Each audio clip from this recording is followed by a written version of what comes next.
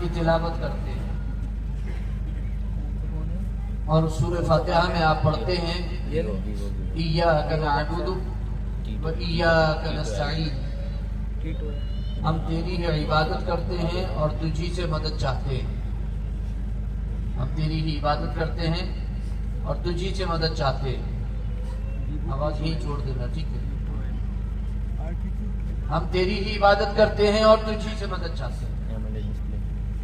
دو چیزوں کا ذکر ہے یہاں پر، ایک عبادت کا اور دوسرے مدد چاہنے کا۔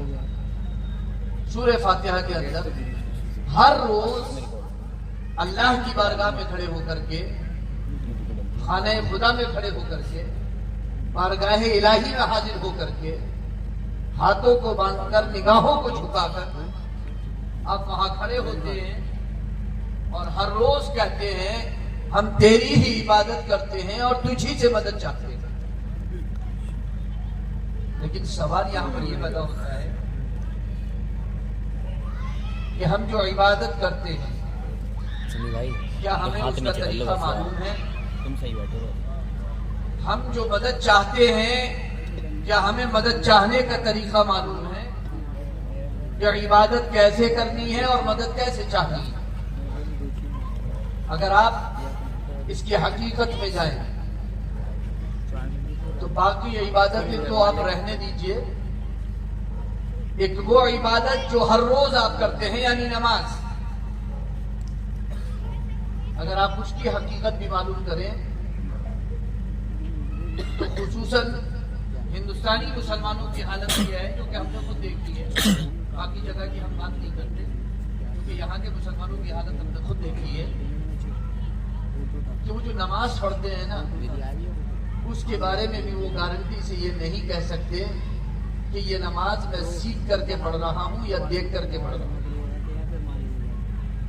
حقیقت یہ ہے کہ اکثریت وہ ہے کہ جس نے دیکھ کر نماز سیکھی ہے، پڑھ کر نماز نہیں سیکھی۔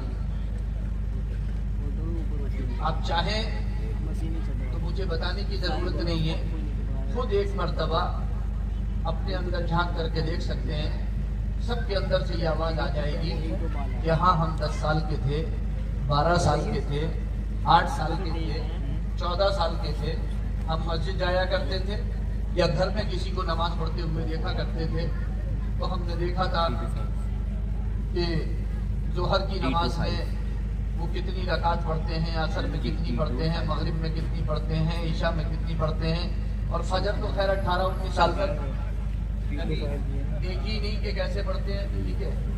فجر تو 18-19 سال کی عمر گزر گئی، 18-20 سال کی عمر گزر گئی، فجر تو دیکھی نہیں ہے پڑھتے ہوئے کہ پڑھتے کیسے۔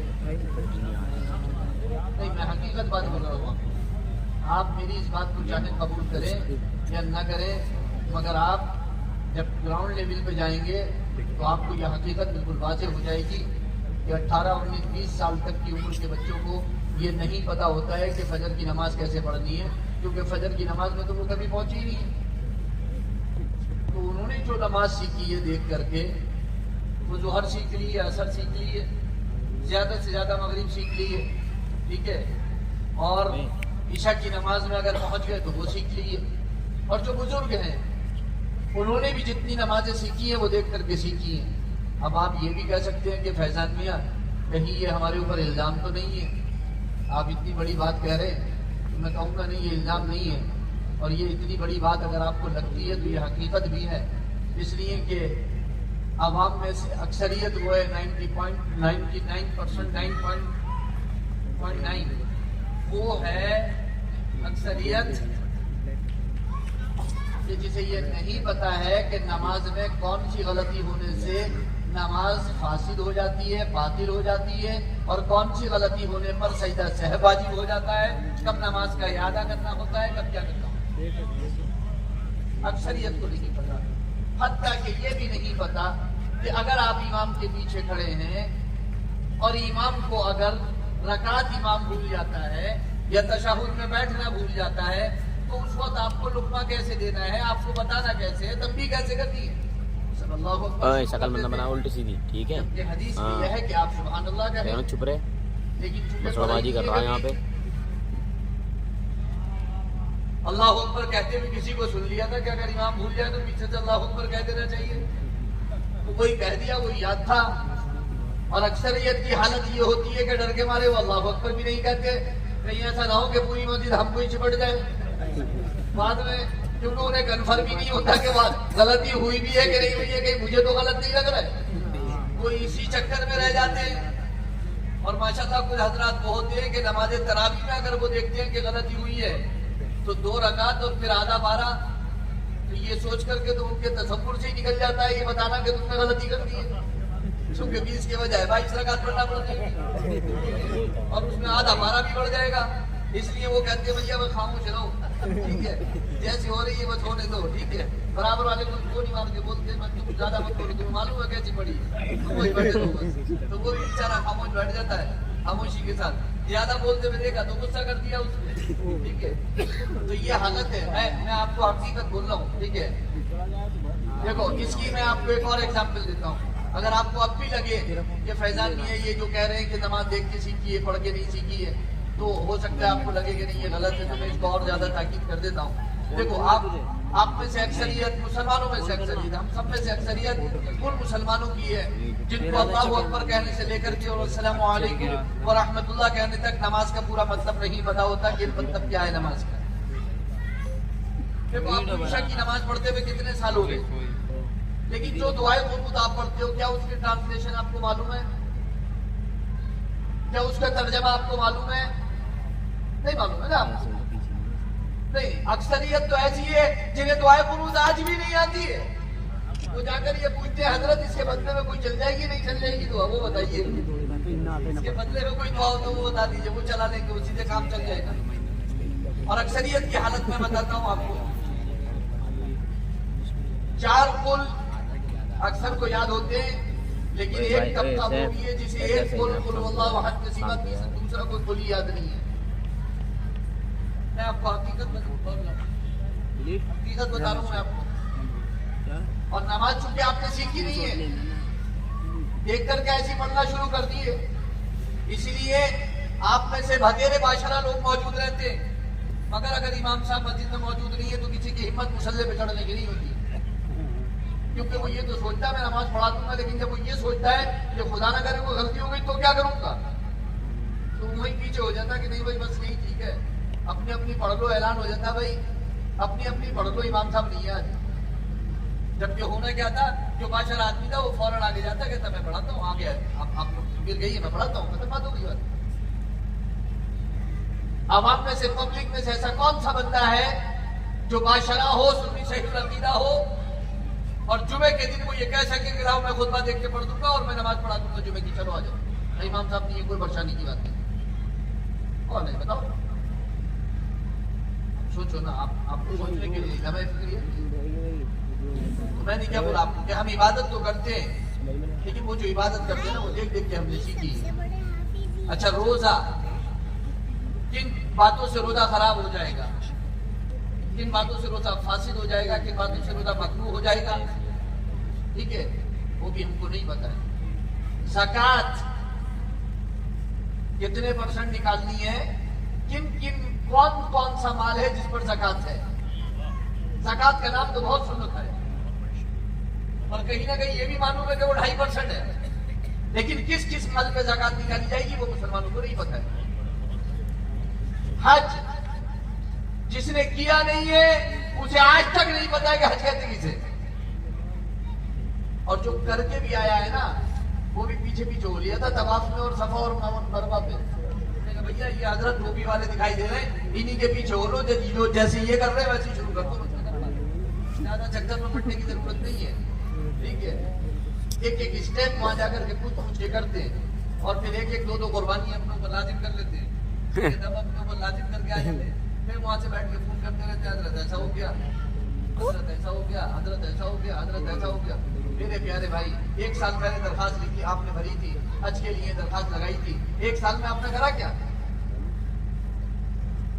حج کے 4 ارکان آپ کو یاد نہیں رہے, 4 باتیں آپ کو یاد نہیں رہی, آپ نے کیا کیا پھر 1 سال تک؟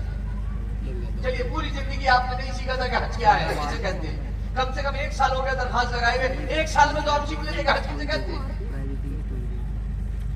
پینا بیٹھ گیا. سوچنے کی ضرورت ہے آپ کو. اگر آپ نہیں سوچو گے تو سمجھ میں نہیں آئے گا کچھ بھی. تو جو 5 پلرز آف اسلام ہے نا، یعنی کلمہ شہادت، نماز، روزہ، حج اور زکات، ان کے بارے میں جو کچھ بھی آپ کو معلوم ہے نا، وہ آپ کا سنا سنایا ہے، دیکھا دکھایا ہے، پڑھا پڑھایا نہیں ہے. جبکہ مسلمانوں کی حالت یہ تھی صدر اول کی کہ وہ اللہ کے رسول کی بارگاہ میں جا کر کے سیکھتے، معلوم کرتے، پوچھتے، حضور انہیں بتاتے، ایک ایک چیز جا کر کے پوچھتے. اللہ کے رسول صحابہ کو معلم بنا کر کے بھیجتے، اللہ کے رسول صحابہ کو قاضی بنا کر کے بھیجتے، اللہ کے رسول صحابہ کو مفتی بنا کر کے بھیجتے، اور جگہ جگہ اللہ کے رسول بھیجتے تاکہ وہ جا کر کے لوگوں کو دین پہنچائیں. اللہ کے رسول نے ہجرت فرمانے سے پہلے، مدینہ پہنچنے سے پہلے معلمین کو مدینہ پہنچا کہ میں مدینہ بعد میں پہنچوں گا، علم دین لے کے مدینہ تم پہلے پہنچو. حضور مدینہ بعد میں پہنچے ہیں لیکن علم دین مدینے میں پہلے پہنچ گئے، قرآن مدینے میں پہلے پہنچ گئے، نماز مدینے میں ہے، طریقے انہیں معلوم ہے، ٹھیک ہے، وہ ساری چیزیں انہیں معلوم ہے، سب انہیں پہلے سکھا دیا گیا ہے. ایسا نہیں ہے کہ حضور تشریف لائیں گے 10 سال کے بعد یا 5 سال کے بعد یا 2 سال کے بعد یا 3 سال کے بعد تو وہ سیکھیں گے. نہیں، وہ اپنا دین سیکھ چکے ہیں. حضور نے معلم کو بھیج دیا ہے، معلم نے دین سیکھ لیا ہے، اور پھر حضور کے سامنے حضرت معاذ بن جبل کو یمن کا قاضی بنا کر کے بھیجا گیا. حضور نے بھیجا. ایسا نہیں ہے کہ یمن والوں نے انتظار کیا کہ حضور تشریف لائیں گے تو ہم اپنا دین سیکھیں گے. نہیں، حضور نے جس کو دین سکھانے کے لیے بھیج دیا اس نے اسی سے دین سیکھا، کیونکہ اسے یقین ہے کہ وہ وہی دین سکھا رہا ہے جو حضور لے کر کے آئے. توجہ کی ضرورت ہے. آج پوری دنیا میں اگر علماء دین سکھا رہے تو ہمیں سمجھ لینا چاہیے کہ ہمارے سامنے جو ہمارا سنی صحیح عقیدہ امام اور عالم موجود ہے، عالم دین موجود ہے، عالم بعمل موجود ہے، وہ ہمارے لیے ایک فرستادہ ہے، اس کو بھیجا گیا ہے اور ہمیں دین سکھانے کی ہے. اور ہماری ذمہ داری بنتی ہے کہ ہم اس سے اپنا دین سیکھیں. ہم 24 گھنٹے اپنے لیے نکالتے ہیں. ایک میں آپ کو ایگزامپل دیتا ہوں. ہم اور آپ دین کو کتنا ٹائم دیتے ہیں، میں اس کا ایک ایگزامپل آپ کو پیش کرتا ہوں. ایک انسان کی زندگی 63 سال کی ہوئی. میری یہ تمام باتیں اپنے پیش نظر رکھنا، اس کے بعد آپ کو خود اندازہ ہو جائے گا کہ سیدنا شیخ عبد القادر جیلانی اس مرتبے پر کیسے پہنچ گئے، اولیاء کرام اس مرتبے پر کیسے پہنچے. آپ کو خود اندازہ ہو جائے گا. ایک انسان کی زندگی 63 سال کی.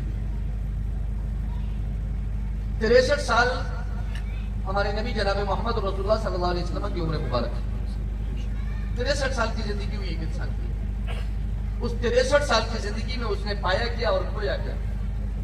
اگر وہ یہ جاننا چاہتا ہے تو وہ آسانی سے کیلکولیشن کر سکتا ہے.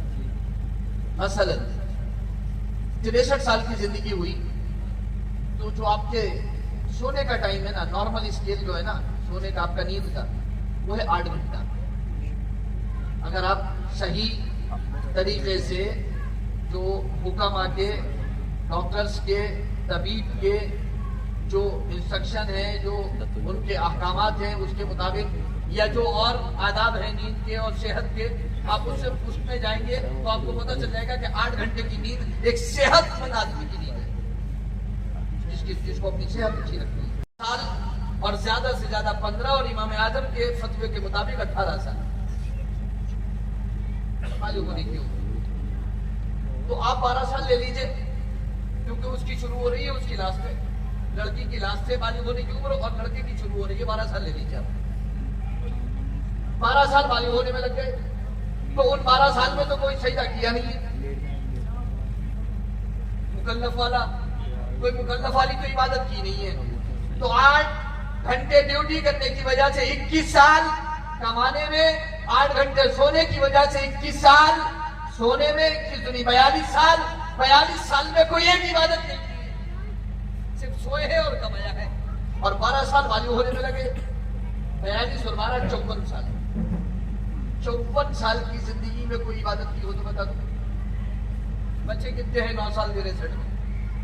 اب آپ یہ سوال کر سکتے ہیں کہ فیضان میاں بالغ ہونے سے لے کر کے آج تک صف اول کا نمازی ہوں، تکبیر اولیٰ بھی نہیں چھوٹی ہے میری کبھی. میں تو پہلی جماعت میں کھڑا ہوتا ہوں جا کر کے، آج تک میری کبھی نماز نہیں چھوٹی. آپ نے تو میرا 54 سال ایسے نکال دیے بغیر سجدے کے. تو میں آپ سے کہوں گا کہ جس انسان کی زندگی 63 سال کی ہوئی ہے، اگر وہ 63 سال کی اپنی 5 وقتہ نمازوں کا وقت لگائے کہ 63 سال میں اس کی نمازیں 5 وقتہ جتنی بنتی ہیں بالغ ہونے کے بعد سے لے کر کے، وہ کتنا وقت لے سکتی ہے؟ تو علماء فرماتے ہیں کم سے کم 3.25 سال اور زیادہ سے زیادہ 3 سال. فرض نمازوں کی ادائیگی میں جو 5 وقتہ نماز ہے آپ کی، اس کی ادائیگی میں 63 سال کی زندگی میں صرف 3 سال خرچ ہوتے ہیں.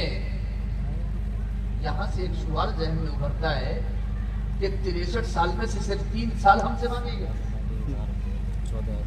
اور 60 سال ہمارے،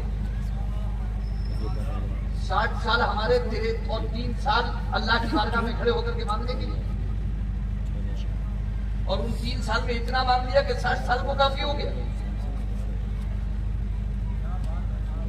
جب اتنی بے توجہی اور غفلت کے ساتھ مانگنے کا یہ عالم ہے، تو اگر توجہ کے ساتھ مانگ لیا ہوتا تو 60 پشتوں کو کافی ہوتا. 60 پشتوں کو. اور پھر اس منزل پر ہوتے کہ یطعمنی ربی ویسقینی، کہ مجھے میرا رب کھلاتا پلاتا.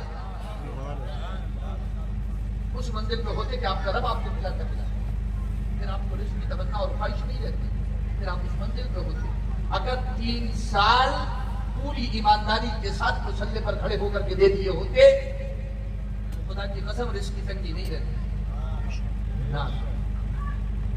وَمَن يَتَّقِ اللَّهَ يَجْعَل لَّهُ مَخْرَجًا وَيَرْزُقْهُ مِنْ حَيْثُ لَا يَحْتَسِبُ وَمَن يَتَوَكَّلْ عَلَى اللَّهِ فَهُوَ حَسْبُهُ إِنَّ اللَّهَ بَالِغُ أَمْرِهِ قَدْ جَعَلَ اللَّهُ لِكُلِّ شَيْءٍ قَدْرًا. اللہ سے ڈرتا ہے، اللہ اس کے لیے راستوں کو کھول دیتا ہے اور اسے وہاں سے رزق عطا فرماتا جا کے ان کا گمان بھی نہیں جا سکتا، سوچ بھی نہیں سکتے کہ یہاں سے رزق مل سکتا ہے. ایک ایگزامپل دیتا ہوں میں آپ کو. چند صحابہ ایک سفر طے کر رہے تھے کہ راستے میں رات رکنے کے لیے، بسیرا کرنے کے لیے انہیں جگہ چاہیے تھی اور کھانے پینے کا کچھ سامان چاہیے تھا، چونکہ پورا دن ہو گیا تھا سفر کرتے ہوئے. ایک بستی کے پاس سے گزرے. ان اہل بستی سے انہوں نے درخواست کی کہ ہمیں ٹھہرنے کی اجازت دے دی جائے اور کچھ کھانے پینے کا سامان دے دیا جائے.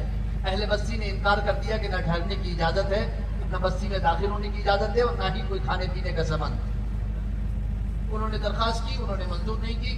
کوئی بات نہیں. صحابہ اکرام نے اپنا خیمہ، اپنا قافلہ بستی سے باہر ہی ایک جگہ لگا لیا. اپنا خیمہ لگا کر کے رات کو وہاں پر آرام کرنے لگے. پوری رات انہوں نے آرام کیا. فجر کی نماز میں جب اٹھے آرام سے تو دیکھتے ہیں کہ ایک شخص دوڑتا ہوا آیا اور آ کر کے کہنے لگا کہ کیا تم میں کوئی دم کرنے والا ہے، جھاڑ پھوک کر سکتا ہے؟ یہ کیا ہوا؟ کیسے ایسے ہمارے گاؤں کا جو چودھری ہے، جو ہمارا امیر ہے، اس کو ایک کیڑے نے کاٹ لیا ہے اور پوری رات ہو گئی، پورا دن ہو گیا، سب لوگ تھک چکے ہیں، جھاڑ پھوک کر کے، اتارا کر کے، ساری کوششیں کر کے سب تھک چکے ہیں. اس کو ہوش نہیں آتا، وہ قریب مرگ ہو چکا ہے. اگر تم میں کوئی جھاڑ پھوک کرنے والا ہو، دم کرنے والا ہو تو ذرا اس کے بارے میں بتا دو تو بڑی مہربانی ہوگی. تو ان میں سے ایک صحابی نے ہاتھ اٹھا دیا کہ میں کر سکتا ہوں دم. تو انہوں نے کہا چلو، بولے نہ چلیں گے نہیں. رات تم نے مہمان نوازی کب کری ہے؟ رات تم نے جو گزرے نہیں دیا تھا بستی، اب کیسے چلے جائیں گے آسانی سے؟ بولے کہ نہیں آپ چلیے، چلنا پڑے گا اور اس کی حالت ایسی نہیں ہے وغیرہ وغیرہ. انہوں نے منت سماجت کی. تو انہوں نے کہا ٹھیک ہے، اچھی بات ہے، چلے جائیں گے، لیکن اتنی بکریاں دینا پڑے گی آپ کو.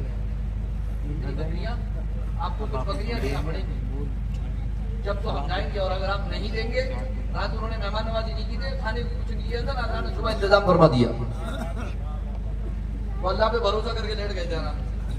اللہ نے صبح ڈھیر ساری بکریوں کا انتظام فرما دیا. انہوں نے کہا ٹھیک ہے چلو، چلے گئے. جا کر کے پہنچے، اس کی حالت دیکھی. انہوں نے پڑھ کے کوئی دم کر دیا. انہوں نے بکریاں دے دی. وہ بکریاں لے کر کے واپس آئے تو جو صحابہ وہاں پر موجود تھے پہلے سے خیمے کے اندر، انہوں نے ان سے آ کر کے کہا کہ یہ ایسے ایسے میں نے دم کر دیا اور مجھے یہ بکریاں ملی ہیں، لو اب یہ اس میں تقسیم کر لو آپس میں. تو صحابہ میں اختلاف ہو گیا. کیا اختلاف ہوا کہ بھیا پتہ نہیں تم کون سا دم کر کے آئے ہو، ٹھیک ہے، اور ان کا لینا جائز ہے کہ نہیں ہے؟ ہم نہیں لیں گے.